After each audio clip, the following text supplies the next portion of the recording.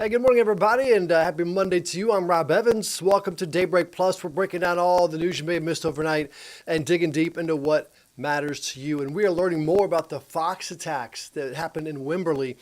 A neighbor sharing her experience after a fox went into her home and terrorized her dogs. Last week, the Hays County Sheriff's Office reported someone was bitten by a fox on May the 9th. The fox later tested for rabies. You see where it happened here on Cypress Creek Lane. KVUE's Isabella Basco went to the neighborhood to learn more about the attacks. Freaky Friday is how Linda Hasselberg describes Friday, May 9th. She says she opened the door to let out her dogs, Chico and Mindy, when a fox came right in. They all ran under the bed, and all I heard then was barking and screeching and craziness, and I was hollering at the dogs to come out. Chico I thought he was being eaten. I was scared to death. Terrified, Hasselberg called the Hays County Sheriff's Office, but the fox left before help arrived. And he was screeching, the way foxes, the sound that they make when they're upset. And he kind of doing this lunging thing forward. And then he took off, just trotted off. Hasselberg believes the fox got in through a small opening in her back fence. She later found out a fox also bit her neighbor the same day, and the fox tested positive for rabies.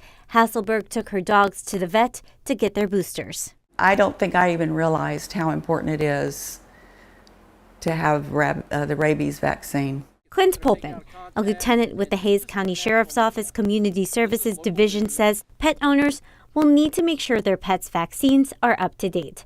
He calls this slew of incidents involving suspected rabid foxes concerning. From what I was told historically, I don't know how long ago, but there was like an outbreak of rabid foxes, and then the state got that under control. And what we're concerned about now is this coming back? I'm just very thankful to the Lord that he didn't get any closer to me than he did, and to the dogs. Those dogs look they're happy and healthy this morning. If you think you or your pet did touch a rabid animal, call your local animal control agency for help. And if you do spot a fox, call the Hays County Sheriff's Office for additional help if, of course, you are in Hays County. Leave a door open, and if the fox doesn't leave, you can corral the animal into a room and shut the door. Again, you can also call the Hays County Sheriff's Office, again, for more help there. Now, fox attacks, it's not just there. They've also happened in San Marcos. There have been at least 4 reported attacks in the Purgatory Creek Natural Area. City officials suspect that fox also has rabies. And wildlife experts say, again, if you come in contact with a fox, if you're out there, don't touch it. And a woman accused of posing as a nurse to steal from older victims in Buda now faces more charges in other Central Texas cities. Last week, we told you about the charge against a woman named Gina Hernandez and another woman named Elsa Vasquez. Well, they were arrested for allegedly stealing from people living at the Huntington Senior Living Apartments in Buda. Now, this morning, we're reviewing arrest affidavits filed against Hernandez in Travis County. And prosecutors claim that she, you see her there, used the same scheme to steal wallets from people in Manor, from Lakeway and Barton Creek, using their credit cards then to buy food and liquor and other things. Faith Chatham says that she actually fell victim to the pair in January, and now investigators are looking for other victims. Take a listen to what Faith had to say. They spotted me in the hallway, they spotted me in the lobby, saw I was in a wheelchair, saw that it was not the bottom of the line, so it was more likely that I might have a credit card.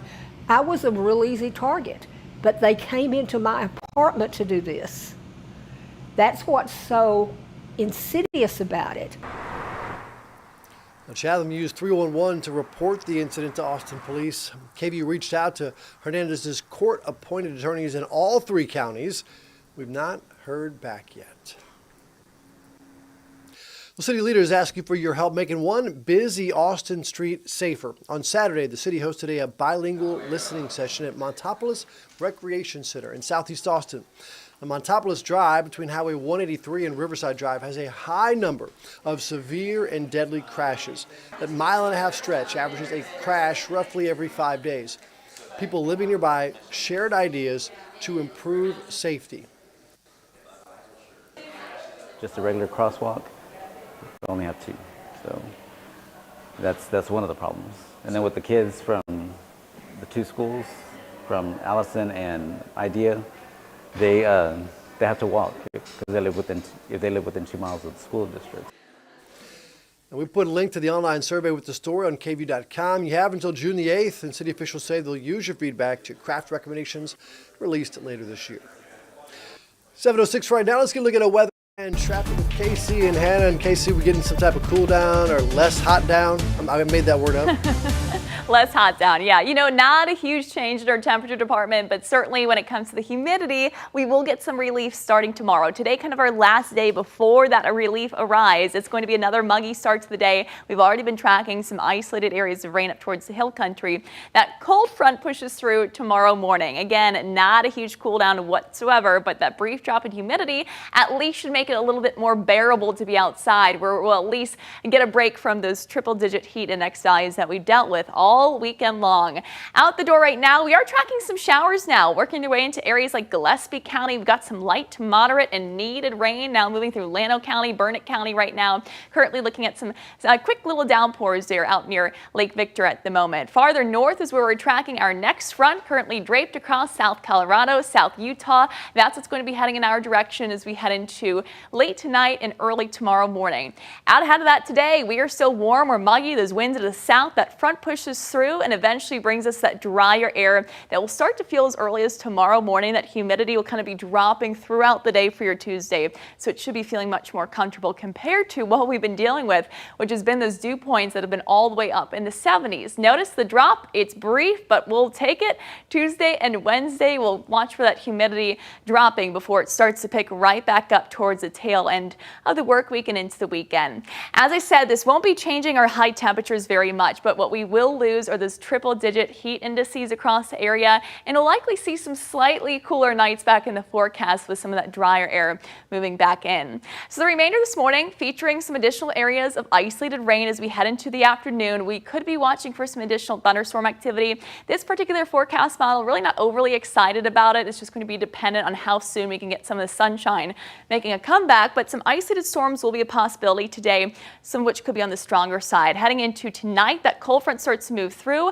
Out ahead of it, watch for some showers and storms late tonight into early tomorrow morning. For most of us, it's going to be before the sun rises. We'll see a few of these pass through in this broken line. That's out of here. Drier air moving in and sunshine returns in full force for your Tuesday afternoon.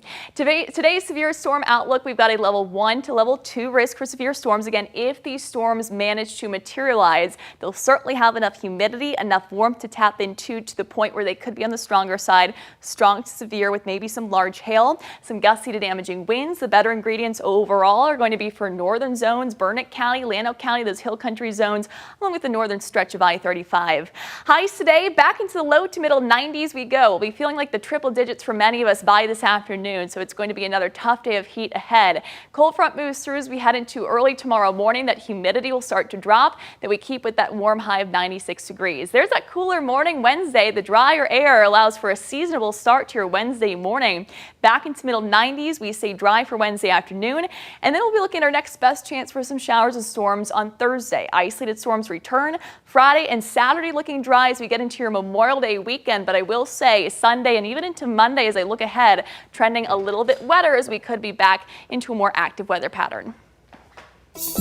Goodness gracious. Well, at least it's not going to be triple digits this week. And I sure hope the good folks in South Austin, I hope you'll have a good playlist and a bucket of coffee today, because if you're just waking up, we have two separate crashes of this stretch here, all heading into those northbound lanes. Look at this nasty gridlock. We really are not moving at this point. You can kind of see in slow motion there, and it's clogging up that frontage road. So let's get into the details. Once again, it's kind of this little sandwich. So here's the crash at Stastny, 2 lanes blocked there, and then you can see all that backup, and then kind of just an awkward little gap of relief, and then a separate crash in the northbound lanes at Onion Creek Parkway with those backups pretty much all the way back to SH45. So earlier I was recommending you could exit by that Slaughter area and then kind of weave your way up. At this point, you don't want to get stuck in this one, so you might want to try to get on that 45 toll road or take one of these FM roads through Buda and kind of work your way up to 290. It really depends where you work today, and some of you, the sad truth is you just have to kind of sit in that because we just don't have a lot of options for that stretch of road, and that is right where all that construction is going on, of course, for this Capitol Express project. So it's really just a hot mess, to be frank. Taking a look right now, we also have a separate crash on FM 1854, seeing some stop and go through that Cedar Creek area, and anyone that might be heading out towards that South Austin terminal on 183. Let's take a look across the rest of the map today. You can see pretty quiet for the rest of us, but ouchie Buda, 15 miles per hour. It's just dreadful, isn't it? Hoping we can get that cleared up for you here pretty soon. And I'm really trying to spread the word on those two crashes because it is just dreadful having to sit in that. Manor, it is 40 miles per hour for you fine folks getting on 290 if you were coming to visit us today. Round Rock's we're doing pretty good there. It is 45 miles per hour. That'll get you to the 183 toll road, but at least there's no crashes there compared to what we're dealing with in South Austin. Rob, happy Monday. Oh, thank you very much, Hannah. Former President Joe Biden was diagnosed with prostate cancer over this weekend. He is now reviewing his options. ABC's Nicole D'Antonio has the latest on his diagnosis. This morning, reaction pouring in for former President Biden after he was diagnosed with an aggressive form of prostate cancer. A spokesperson for the 82-year-old says the diagnosis comes after a small nodule was found in the former president's prostate. He was diagnosed with prostate cancer characterized by a Gleason score of 9. A Gleason 9 prostate cancer is more aggressive, which means that it can grow more quickly and can be more likely to spread. Mr. Biden's spokesperson says while this represents a more aggressive form of the disease, the cancer appears to be hormone sensitive, which allows for effective management. And this morning, an outpouring of support from across the globe. President Trump posting on social media, quote, "Melania and I are saddened to hear about Joe Biden's recent medical diagnosis. We extend our warmest and best wishes to Jill and the family." Former President Obama praised former President Joe Biden's work on supporting research for cancer treatment, saying, quote, "Nobody has done more to find breakthrough treatments for cancer in all its forms than Joe, and I'm certain he will fight this challenge with his trademark resolve and grace." And former British Prime Minister Rishi Sunak sharing on social media saying, quote, "Too many men are struck by this disease. We must continue to raise awareness of the danger it poses. Wishing Joe all the best for his treatment." President Biden launched his cancer moonshot in 2022 after his son Beau died from brain cancer 10 years ago this month. Prostate cancer is the most common cancer and the second leading cause of cancer death among men in the U.S., according to the National Institutes of Health. Which means that there is an opportunity for an additional form of treatment which can improve his outcome. Biden has mostly stayed out of public view since leaving office in January, but he did appear on The View earlier this month. Sources say Biden spent the weekend at home in Delaware reviewing treatment options with his family. Nicole D'Antonio, ABC News, Washington. Now, this morning, law enforcement is searching for the inmates who escaped the New Orleans jail late last week. Louisiana police say that 7 of the 10 missing men, or rather 7 of the 10 men are still missing.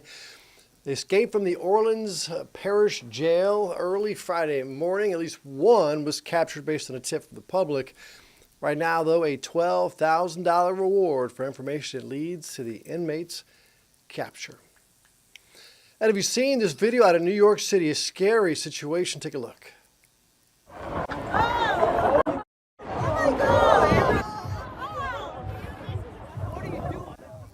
This morning, investigators are expected to board that Mexican Navy ship that slammed into a Brooklyn bridge on Saturday. And we're looking at new images just moments before the crash. At least 22 people were hurt. 2 crew members were killed. Now, the sailboat was actually on a Goodwill tour leaving New York Harbor when it hit the bridge, snapping all 3 masts. Now, the NYPD says the ship never intended to sail beneath the bridge, but what happened was it lost power. The tides pushed it back into the bridge, that 141-year-old bridge. Here's what one witness had to say about it.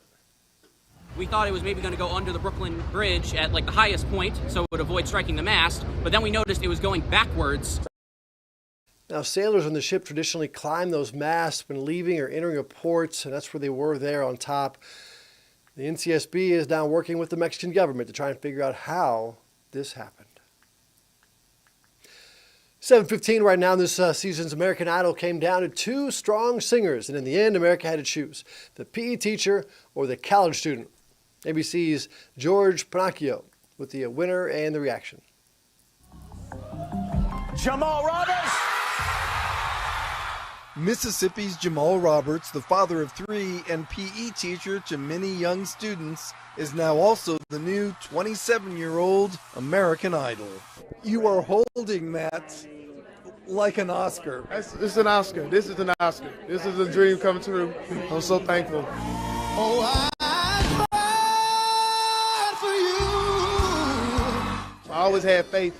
I just knew it wasn't going to be an easy journey. I knew it was going to be a ride, and if I wanted to be the American Idol, I had to sit in the passenger seat, put my seatbelt on, and enjoy the ride. I want for my kids. I want for my hometown. I want for the state of Mississippi. If you're going to have 20 facets of singing, he has all 20 of them. And then if you add 5 more, which is emotions, all the 5s, he's got all that too. He would come show up like this is a sporting event. He would work hard in practice, and he would play great in the game. He has a toolbox with a whole lot more in there. So I'm just excited for him. I'm just blown away. Didn't know who was going to win because you don't know what's going on out there, but there was no wrong answer. It was double the amount of votes than last year's finale. 26 million votes, highest in ABC history. For the 2 finalists who did not get the title, well, they got something else. I feel 100% peace and 100% satisfaction for sure. I feel content. This journey on American Idol has given me exactly what I need to make a successful career in country music, because that's what I'll do to the day I die, is country music. So American Idol is over for this season, but the show will be back next season. In Hollywood, George Pinocchio for ABC News. And we have an update on the Lady Bird Johnson Wildflower Center's great horned owl, Athena. We've been following her and her 2 owlets, right, for quite some time. Well, we know that one of her 2 owlets left the nest for the first time. They slipped back from the nest, but they climbed back up because they can't fly just yet. Staff says this means, though, that owlet is growing up, getting stronger. Athena and the wildflower staff are keeping a close watch on that family. And we leave this morning with something to talk about. You know, Vicki Sue Robinson taught us all how to turn the beat around half a century ago, but this morning, humans are being taught a few new tricks from a dancing queen on 4 flippers. Here's ABC's Danny New. When I touch you, I feel happy. I've heard of a drumming beetle. But how about a sea lion? Hey! This is Ronan, a very well-trained sea lion who, for example, had no problem sitting down for a formal interview. As you heard, Ronan not only can keep a beat, but recently has also proven to be better at it than many humans. Now, what do I mean by that?